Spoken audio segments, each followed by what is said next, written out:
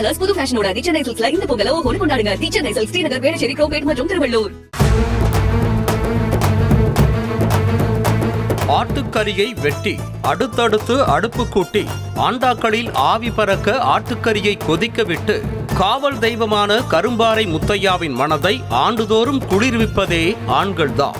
அப்படி ஆண்கள் மட்டுமே பங்கேற்கும் இந்த வினோத திருவிழா ஆண்டுதோறும் நடந்தாலும் ஆச்சரியம் மட்டும் குறையவே இல்லை.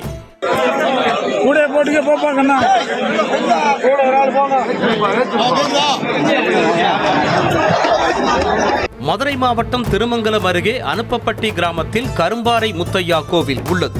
இந்த கோவிலில் பல ஆண்டுகளாக மார்கழி மாதம் ஆண்கள் மட்டுமே பங்கேற்கும் திருவிழா பாரம்பரியமாக நடைபெறுவது வழக்கம். பிறந்த பச்சிளம் குழந்தை கூட இந்த திருவிழாவில் பங்கேற்க அனுமதி இல்லை. இப்படி பெண்கள் பங்கேற்காத இந்த திருவிழாவில் பலியிடப்படும் ஆடுகள் கூட கோவிலில்தான் வளர்க்கப்படுகின்றன. விலை கொடுத்து வெளியில் வாங்கப்படுவதில்லை.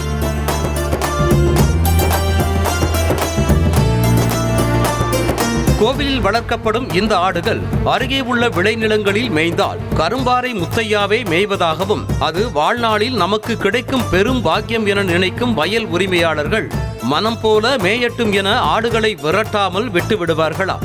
இப்படி சிறப்பு வாய்ந்த இந்த திருவிழா வழக்கம் போல கோலாகலமாக நடைபெற்றது.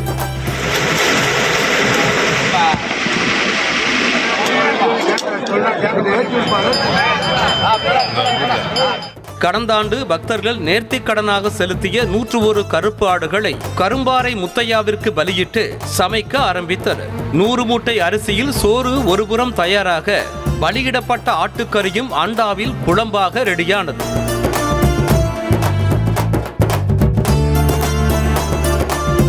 இதனையடுத்து ஓலைப்பாய் விரித்து மலை போல குவிக்கப்பட்டிருந்த சோறு பந்தியில் அமர்ந்திருந்த 10,000த்திற்கு மேற்பட்ட ஆண்களுக்கு பரிமாறப்பட்டது. வயிறார சாப்பிட்ட ஆண்கள் அனைவரும் சாப்பிட்ட வாழை இலையை அந்தந்த இடங்களிலேயே விட்டுவிட்டு எழுந்தனர். அந்த இலைகள் காய்ந்து கலைந்த பிறகே பெண்கள் அந்த கோவிலுக்கு வழிபாடு நடத்த வருவார்களாம்.